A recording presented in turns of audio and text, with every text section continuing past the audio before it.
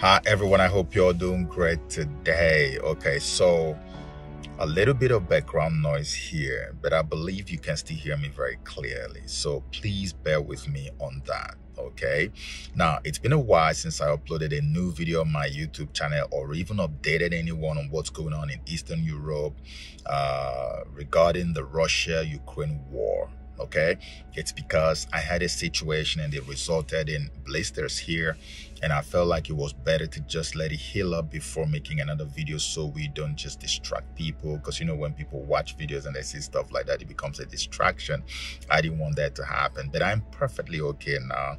I'm ready for action. Okay, so I'm gonna share a lot of stuff with us today, and I hope this video doesn't get too long.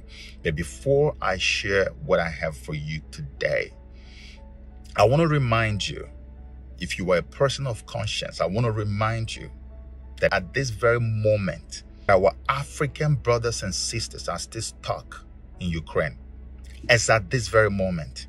And I'm not talking just Black Africans, even Northern Africans. They are all being discriminated against by Ukrainian officials, massively discriminated against. Tens of thousands of African and Indian students are stranded at the Polish border. So they tried to board trains, and social media footage shows that they're being stopped by Ukrainian officials from boarding the trains. And this one particular footage just went viral on Indian media. And I think the one you are watching is, I think it's one with involving African students, where they're being told, you can't board this train, and they were being told to sit down, and you could hear a voice saying, "Don't do this to us. Are you doing this because we are Black?" And you could see a woman feeding a baby. So even women with babies are not being allowed to board these trains. We've seen on social media there are allegations that Ukrainian citizens are being prioritized on these trains to get out of the city, out of the country. Is that indeed the case, where African nationals are being pulled off in a place to give the Ukrainian citizens a spot?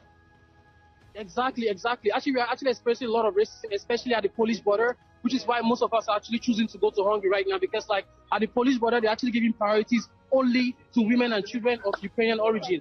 Like those of African origin, they are not even helping us at all, literally, and it's absolutely horrible. My friend was here earlier, he was waiting here for like 5 hours. There was a train heading to Poland, and they refused him entry. Take any Blacks. They only took the women and children of Ukrainian origin, and that's it.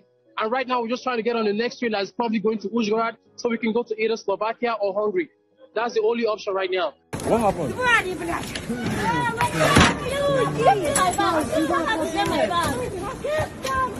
Yo, what's up? Where's Joseph? There's no back there. And these are the same Ukrainians we are fighting for, rooting for, praying for. The media has told us to pray for them.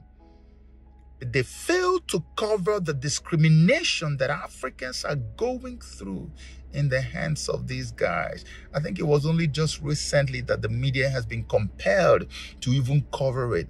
They were keeping it under cover before. These people are creating two lines, one for Ukrainians, one for Africans or non-Ukrainians. They say they even have levels now. You have level 1, level 2, level 3 of priority of who needs to go.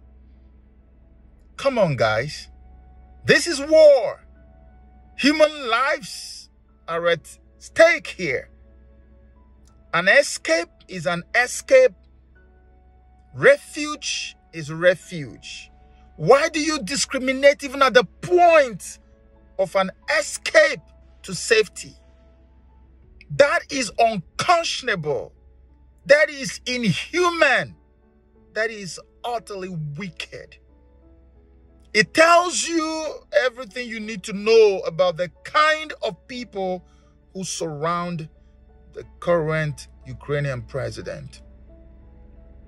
And I told you I've been to Ukraine. I know Ukraine very well. I know Ukrainian people are very good people. And that's why I tell you that my heart breaks over what is happening in Ukraine. But I have to be honest with you. I do not know about this guy who is the president of Ukraine.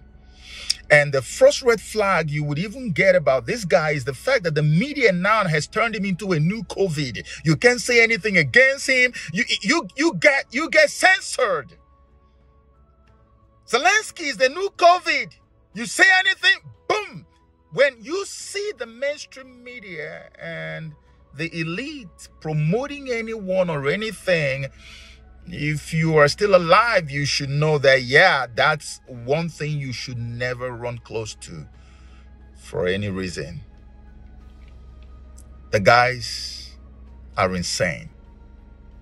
Why would you treat our people like this and come to Africa and see how Africans are all over the place? Oh, Ukraine on my mind. Oh, pray for Ukraine. Pray for Zelensky. It's okay to even pray for Ukraine. They are wonderful people, like I said earlier. But this guy is surrounding himself with a lot of Nazis. Why? Africans are being thrown out of the buses that are supposed to take them to other countries. They have been denied access. Do you know the temperature in these places where they are?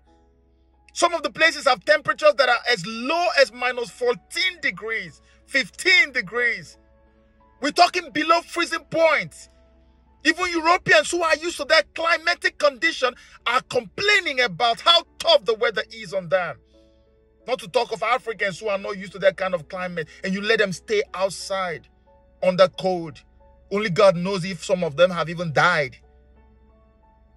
How can you be so wicked? If our African leadership is not a joke in itself, if there is no failure of leadership from African government, this would never be the case today. You don't care about your citizens. It's a shame. I am an ordinary citizen, Citizen Joe. But I was able to read in between the lines. I was able to understand the body language. And I made a post January the 24th, 2022. Get your people out of Ukraine. I did. I don't work for any intelligence agency. But we have intelligence agencies in all our government houses in Africa. What do? Follow money trails and see who is corrupt and who is not corrupt, and see what money they can get and what share they can pick from it. You couldn't see that war was coming, that it was time to evacuate your citizens. Even when other countries started evacuating, you didn't see it. We always go there when it's too late. It breaks my heart. You see the faces of these people, and you wonder why. May God help them. Please pray for them. Please pray for them. You know, you never really know how it feels to be in situations like this until you are personally in it. You don't know. Pray for these people. They are going through hell. God help Africa, man. I'm telling you. Anyway, that's just about it. Please keep these people in your prayers. Keep them in your prayers. I beg of you. Keep them in your prayers. So, over the last few days, a whole lot has happened. Unthinkable, unimaginable stuff have happened. You've seen the sanctions. You have seen the behavior of EU towards Russian athletes, sports people, all kinds of stuff. But you know, before we delve into anything, I want to remind you, just in case you have forgotten, I want to refresh your memory on one of the biggest lies of the mainstream media today regarding the Russia-Ukraine war. And that gigantic lie is that Russia's operation in Ukraine is unprovoked. If you have followed me long enough, even if you have not followed long enough, all you need to do is just go down and watch some of the last few videos I've posted on this topic. And you will see there was even one that I titled How the First Shot Was Fired, and all you need to go watch it. I explained everything there. This is not unprovoked. It was provoked over a long period of time. But the media did not show you the provocation. They only are showing you the reaction, which is a result of the provocation. And I said it in those videos. That's why RT, Sputnik, Russian media houses are being banned all across Europe and America and so many other places. Because they don't want any opposing view, yet they will come and sell themselves to you as Democrats. People who love free speech. Indeed, free speech, my foot. That's what is going on. So please go watch those videos so you're not confused.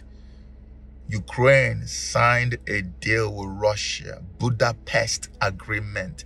In one of my last videos, I put the agreement, even from Wikipedia. You will see it there clear, black and white. All the things contained in that agreement violated before everybody. United Nations said nothing about that. EU said nothing about that. Because UN is owned. UN is no United Nations anything. Is UN not supposed to be impartial? Why are they being partial against Russia? Is Russia not part of the global community? Is Russia not a permanent member of the UN Security Council? Because United Nations is owned by the same people who own and run the EU as a whole. That's why Sergei Lavrov will be making a speech and all of them will stage a walkout. If you stage a walkout, how do you then hear their own side? Why? How can you hear their own side of the argument? You stage a walkout. Childish behavior at a rate I've never seen in my whole life. And this is coming from European Union. People who should know more, know better. So, let's try to understand one or two things, please. The things I saw in the media, and I'm going to list them for you, that it gave me shivers. It shook me, but it didn't surprise me. First of all, you notice that after the first few days of Russia going into Ukraine, we started suddenly seeing a change in narrative in the media. All of a sudden, what we're seeing is media portraying Ukraine as heroes, number one. Portraying Ukrainian civilians as heroes and the soldiers as being even, in a way, stronger than the Russian soldiers. Saying, oh, Russia thought that Ukraine would just be a walk in the park. And then look, Ukraine is resisting Russia. They can't even go further. They can't even do this. They can't do that. It was all over the media. Even people started taunting Russia. Oh, you say you are a superpower. Look, even you come on Ukraine, you can't do anything. Well, let me remind you, first of all, that Russia is not fighting Ukraine army exclusively inside of Ukraine. They are fighting the army of USA and the European Union, which is NATO. Their mercenaries are there. I'm not making it up. They told you that they were sending them there. When they were pouring the weapons in there, they weren't pouring it for Ukrainian army alone to face Russia. They were pouring it in and pouring in there their own mercenaries, their own trained soldiers. Trained soldiers who have fought in major global wars are there on behalf of US and EU fighting the Russian forces alongside the Ukrainian army. If it was only Ukrainian army, Zelensky would never allow anybody to deceive him. Never in this life. How dare you? Do you know what Russia is? I told you, I'm not pro-Russia today, tomorrow, not even in 1,000 lives. I'm not going to be any pro-Russia. But I'm telling you the truth, because the truth will set us free. Russia is a superpower. There's nothing you can do about it. It's cast on stone. They are superpowers. And that's why, by the way, this thing is going on. So, they started portraying Ukrainian soldiers as being so powerful. Oh, Russia, you think you will do this, and then look where you are now. And as they were doing that, They were showing you videos that I have seen from previous wars that happened in parts of North Africa. And they were bringing it and showing it on mainstream media, telling you this is the victory that Ukrainian soldiers are winning over Russia. And then I saw another video of something that happened in Donetsk People's Republic. Donetsk is one of the breakaway regions in Donbass. You know, there are two of them.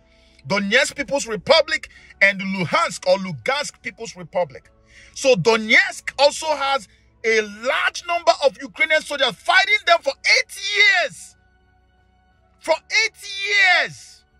Since 2014, when the Russian-speaking pro-Russian Viktor Yanukovych was kicked out of power, which Russia actually says it was a coup because the West, the European West and the Americans, according to Russia, sponsored a massive protest that kicked the guy out of power, disgraced him out of power, which was what led to the Russia-speaking eastern part of Ukraine to say we want to have our own region to ourselves.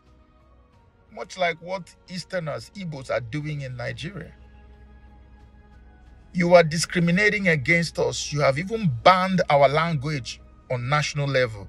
You have done so many things. Our own members of parliament are discriminated against, kicked out. You're killing us. You're doing this. Why can't we rule ourselves?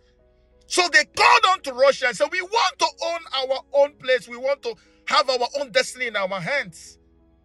That was how they managed to break away. And the Ukrainian army has been fighting them since that 2014 to 2015 when they now went and had the Minsk agreement. I've explained all of this in previous videos. And so, as they were doing their promotion, I was seeing videos of what happened inside Donetsk People's Republic on mainstream media. And mainstream media was showing it to the whole world that Russian army has just bombed an oil facility just on the outskirts of Kiev. The oil facility that was bombed by Ukrainian militiamen or Ukrainian soldiers who were throwing bombs into Donetsk People's Republic. And the bomb hit this facility and it exploded. I watched it live. They won't show you live. About 35 minutes to 1 hour after I watched it, it was documented everywhere. The mainstream news media carried it and began to say that Russia has bombed a facility. Jesus Christ. It was in Donetsk. It wasn't on the outskirts of Kiev. I saw it with my eyes. And the lies kept going. And then the same mainstream media will come and show you Ukrainians, civilians who are making the kind of bomb they make with the bottles, Molotov or something like that. And they will show you those people proudly making it and saying, yeah, we are going to defend our motherland. Slava Ukraine. They show you individuals who will come out and say, look, I am supposed to be doing this, but I'm giving it up. I want to go and fight for my country. So they're showing you videos that display acts of bravery and heroism. They want you to see that Ukrainians are heroic. Ordinary Ukrainians, not just the military, want to defend their land. Why did they go on that massive campaign of brainwashing to make you believe that ordinary Ukrainians are willingly going to fight in this war? I'll tell you why.